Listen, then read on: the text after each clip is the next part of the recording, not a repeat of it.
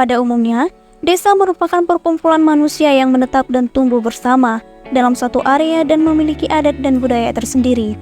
Apakah kalian pernah berkunjung atau hidup di suatu desa yang mengidap albanisme dan desanya para saudara kembar?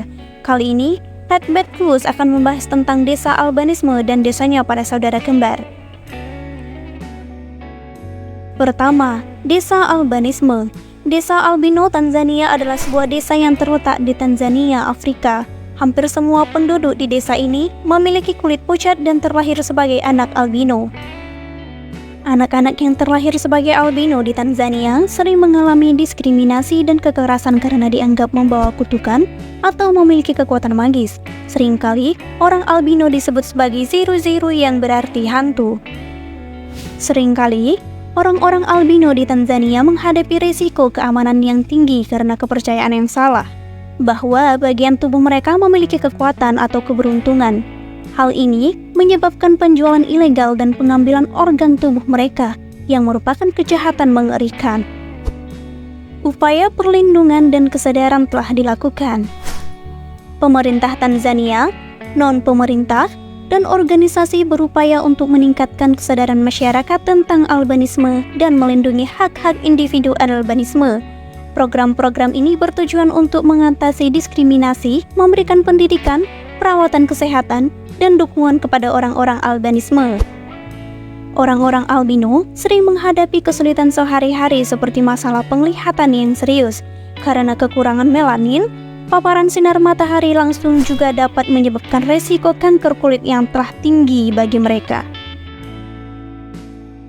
Tidak hanya di Tanzania, Indonesia juga memiliki desa yang dihuni oleh sebagian warga albino, yaitu Desa Ciburai. Desa itu juga termasuk cagar budaya sekaligus kebanggaan warga Garut. Desa Ciburai termasuk desa yang memiliki populasi yang unik karena sebagian warganya memiliki pengidap albanisme dan termasuk tingkat albanisme tertinggi di Indonesia.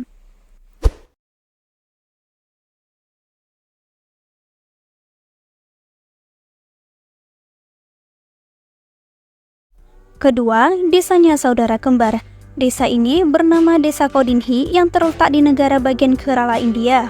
Penduduk di desa ini sekitar 2.000 keluarga, di mana ada 400 pasangan anak kembar.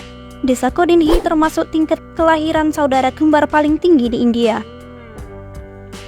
Rata-rata jumlah kelahiran anak kembar di desa ini termaksud meningkat menjadi 280 pasang dari tahun ke tahun berikutnya.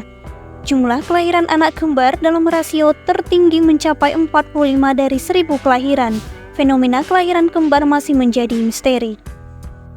Dari berbagai penelitian, hingga kini, ilmuwan dan peneliti telah melakukan studi intensif untuk mencari tahu penyebab tingginya tingkat kelahiran anak kembar di Desa Kodinhi. Beberapa faktor peneliti memberikan teori termasuk genetika, makanan, air, dan faktor lingkungan lainnya.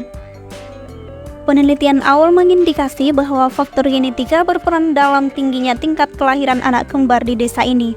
Ada kemungkinan bahwa ada gen tertentu di komunitas ini yang meningkatkan kemungkinan kelahiran anak kembar. Juga, ada beberapa kasus anak kembar di desa ini akibat kawin dalam keluarga.